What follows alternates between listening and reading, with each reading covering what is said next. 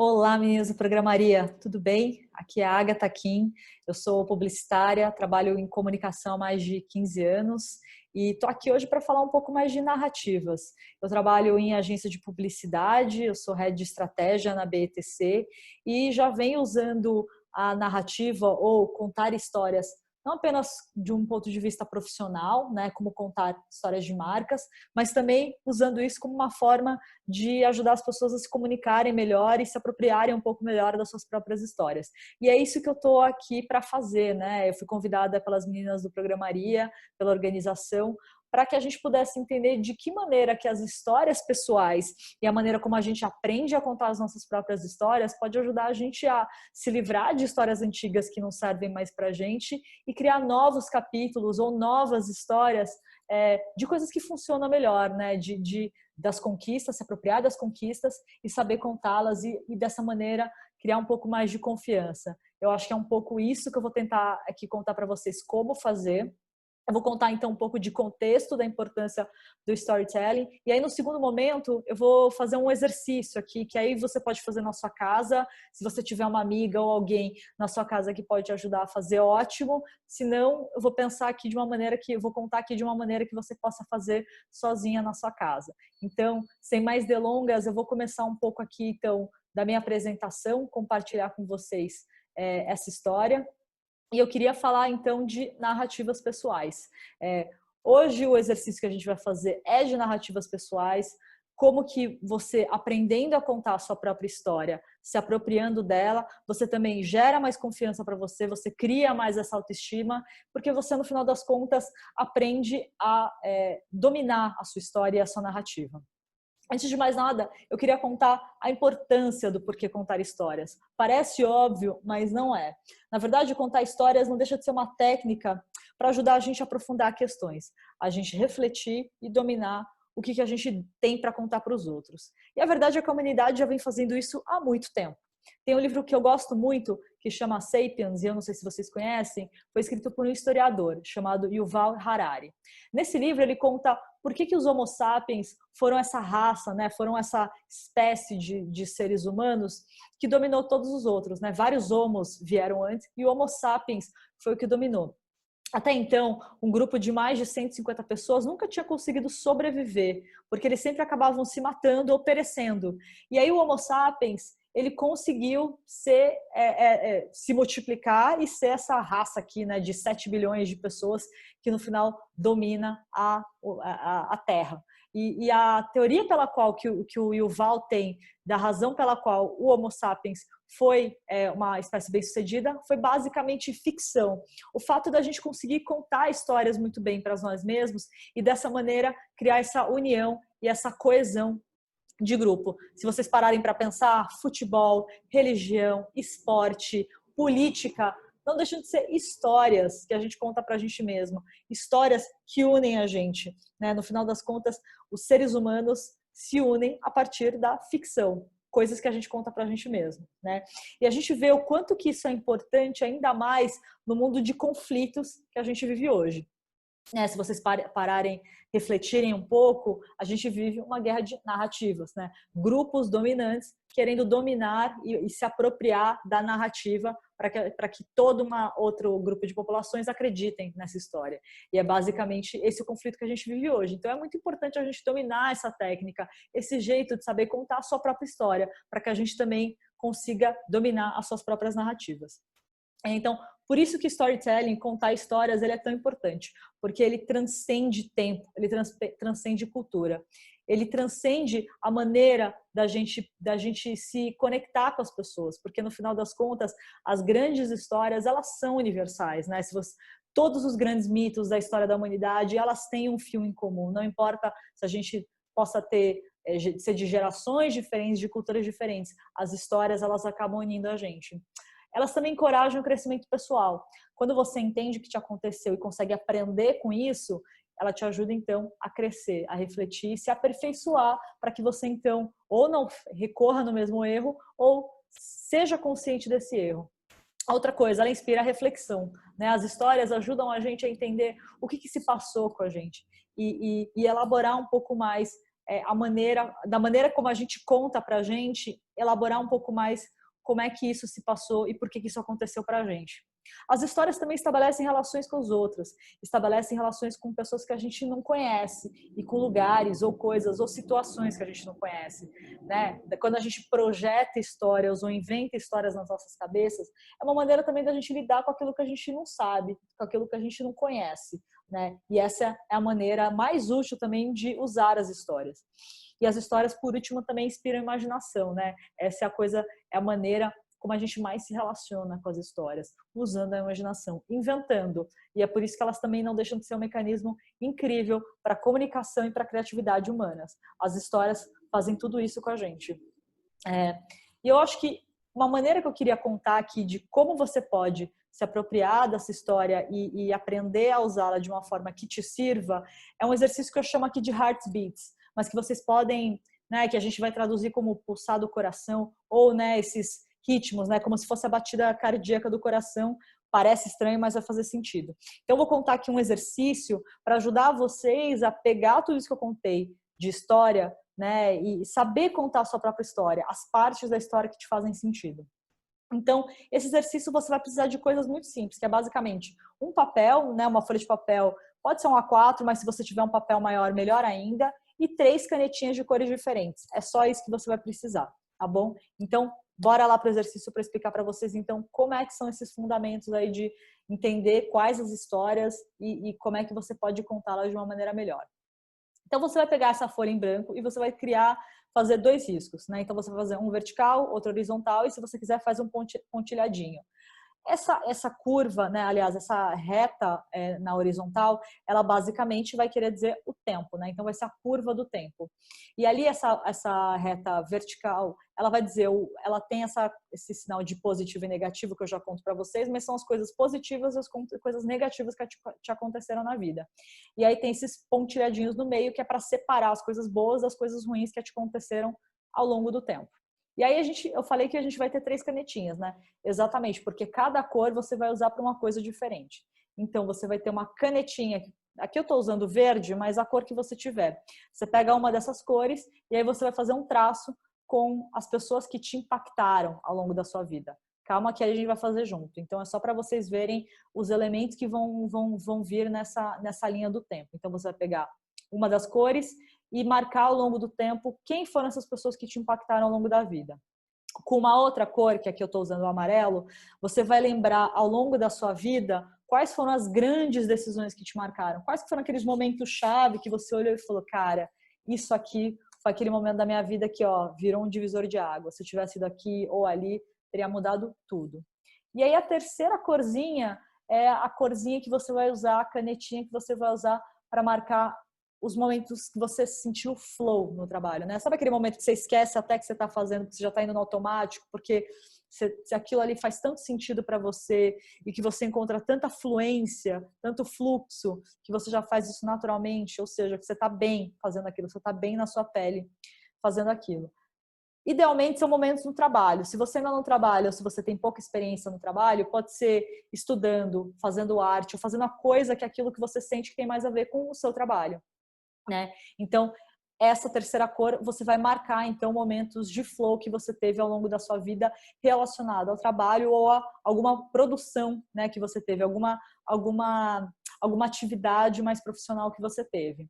Então, basicamente é isso. São 3 canetinhas e uma régua. Aqui eu vou explicar, então, vou fazer junto com vocês um exemplo de como é que seria essa curva do tempo. Então, vai lá, desde que você era pequenininho, começa a pensar, ano a ano, quem que passou pela sua vida, as coisas que te aconteceram, lugares pelos quais você passou, grandes momentos, frustrações, fracassos, alegrias, e aí você vai marcando. Então, vamos lá. Vamos começar com a reguinha, a curvinha das pessoas que impactaram. Então, vamos lá. A pessoa que mais impactou na minha infância, claramente, meu pai, foi a pessoa mais importante. Então, ali, curva positiva, né? Então, ele vai para cima.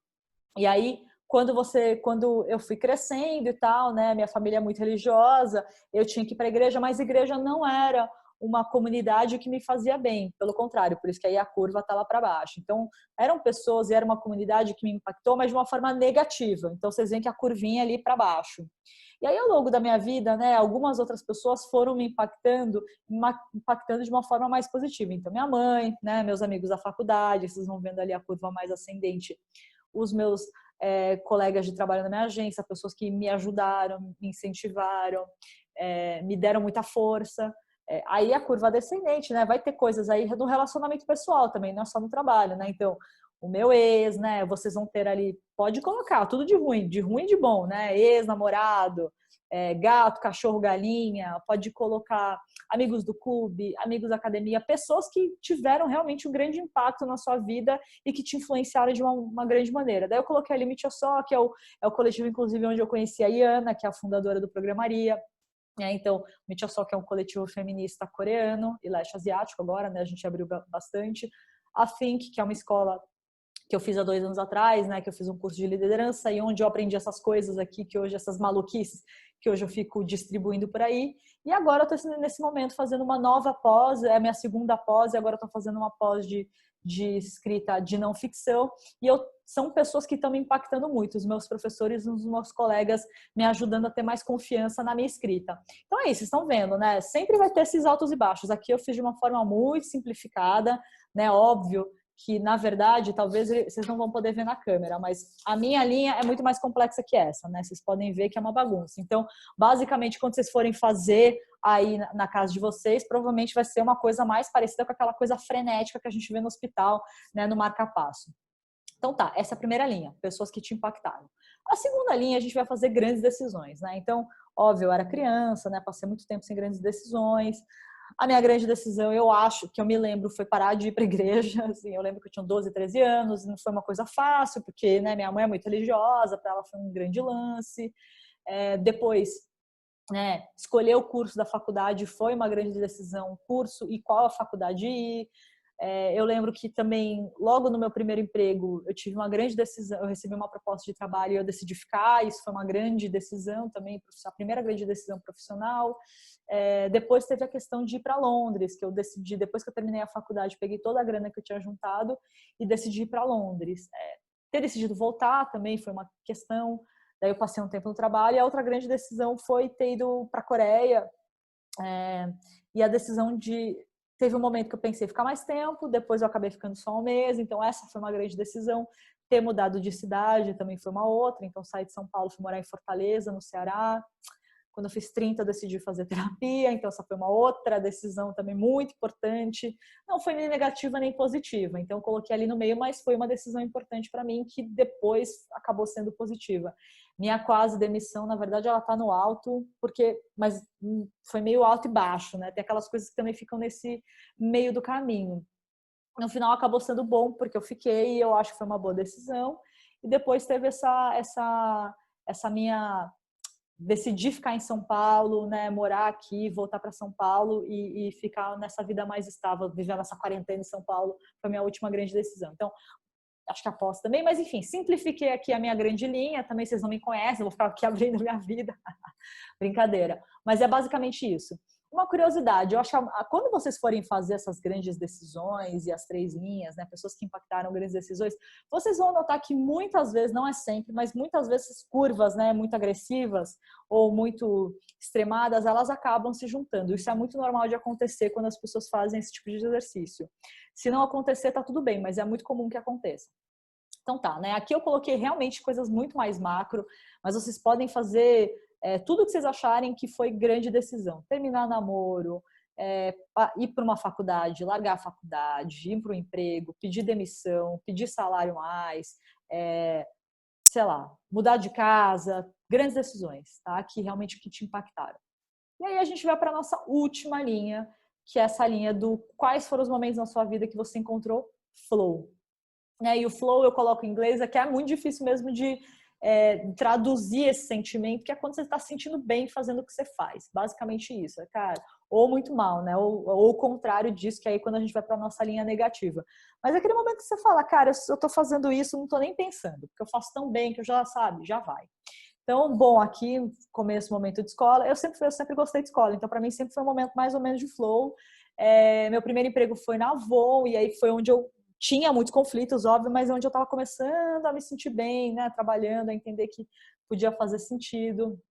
O meu momento de não flow foi quando eu estava em Londres, que eu trabalhei em subempregos, então fui garçonete, fui trabalhar em caixa de restaurante, fui fazer um monte de coisa que não tinha nada a ver com o que eu tinha escolhido para minha profissão, mas eu sabia que eu precisava, né, para me manter ali, para me sustentar, mas foi um momento que eu não encontrei flow.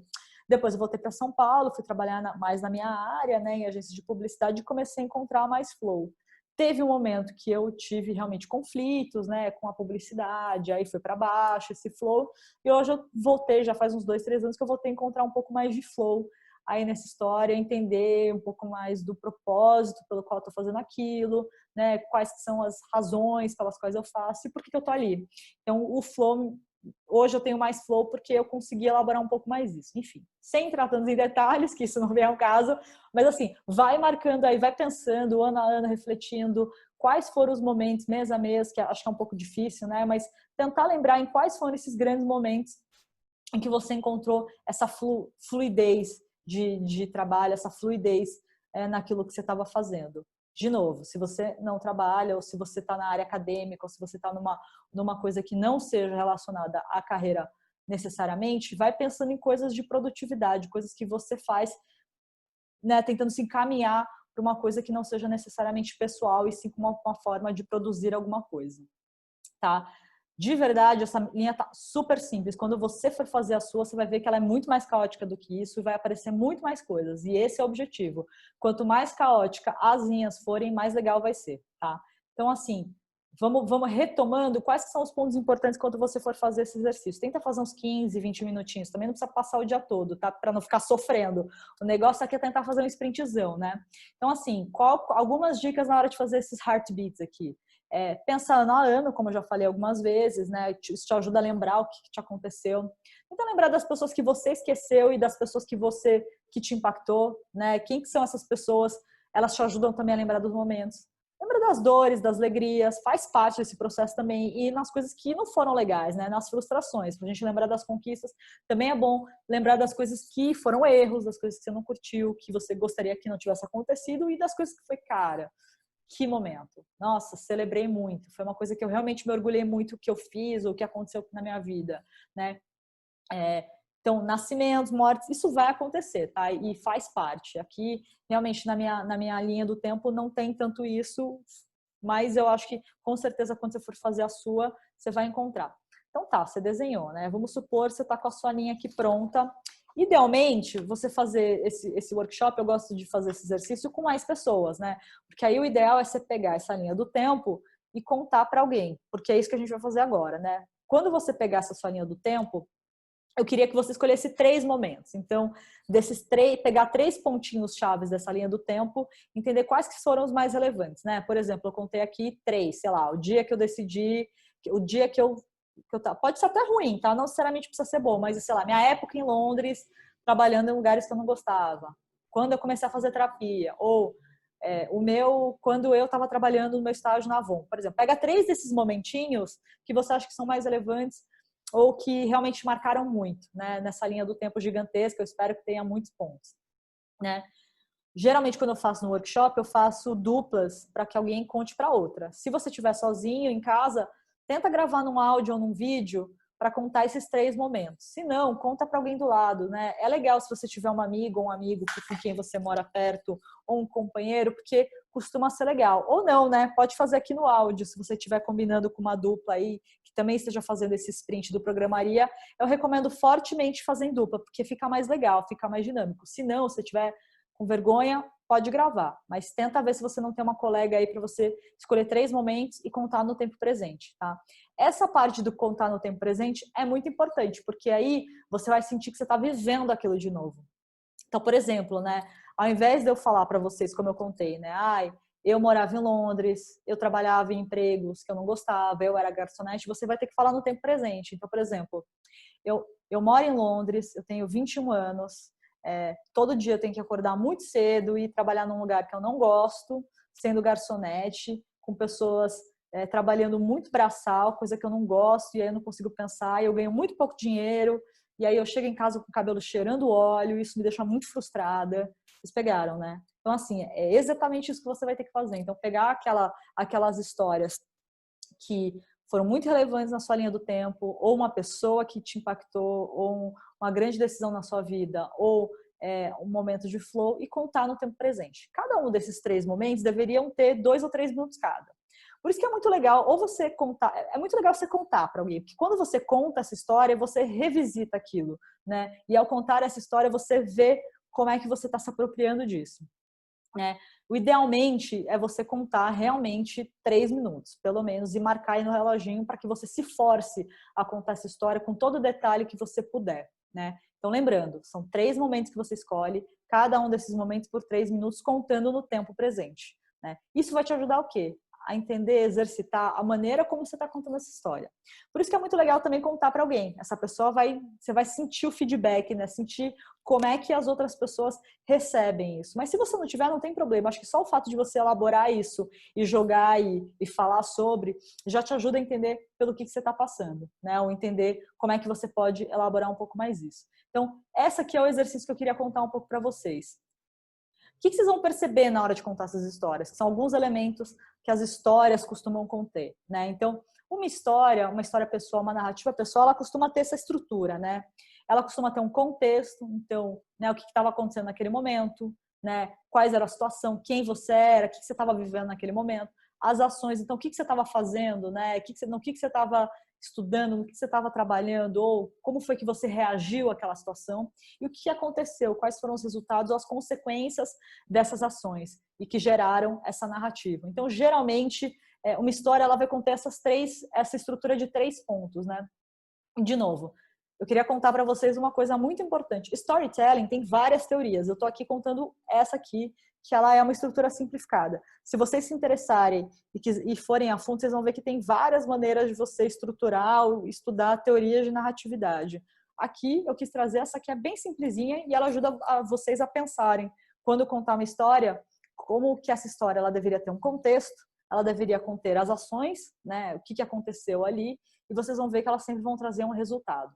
Eu queria contar essa teoria porque você talvez, a primeira vez que você for contar, talvez ela não seja contada da melhor maneira, ou da maneira mais acurada, ou da maneira que você se orgulha, ou que você achou legal.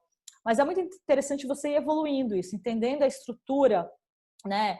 Muitas pessoas trabalham com tecnologia, então vocês devem entender o que eu estou falando. Qual que é a teoria por trás de uma boa história? E geralmente, uma boa história tem esses 3 elementos. Além disso, o recheio dela, ela costuma ter algumas coisas, como, por exemplo, esse FOMO aqui, né? Eu adoro usar os acrônimos. Então, geralmente uma história tem fatos, as coisas que aconteceram, né? As informações e os acontecimentos de uma história. Ela deve ter, às vezes, ela tem opiniões, né? Então, você traz qual foi o seu ponto de vista, o que você achou daquilo que aconteceu, né? Qual foi a sua reação diante das coisas que te aconteceram com o que as pessoas fizeram com você.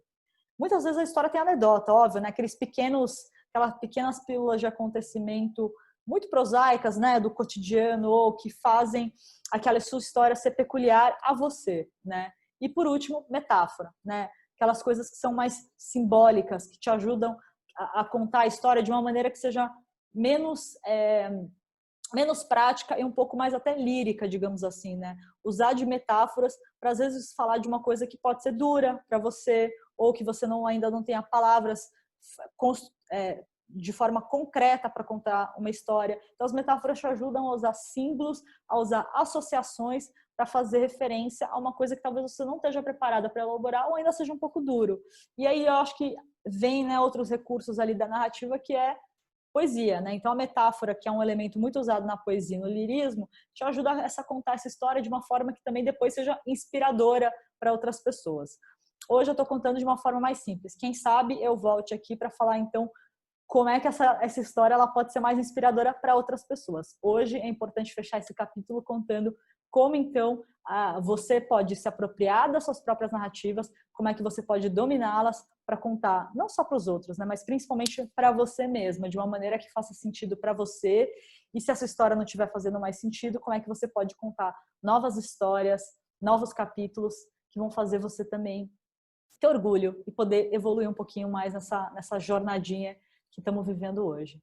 Tá bem? Espero que vocês tenham gostado. Eu queria agradecer mais uma vez esse espaço. Se vocês tiverem dúvidas, por favor, me escrevam. Eu estou aí no @gaita, tem o e-mail do Programaria, não sei como funciona, mas qualquer coisa, estou aí nas redes sociais, nas nuvens. Obrigada, espero que vocês tenham curtido.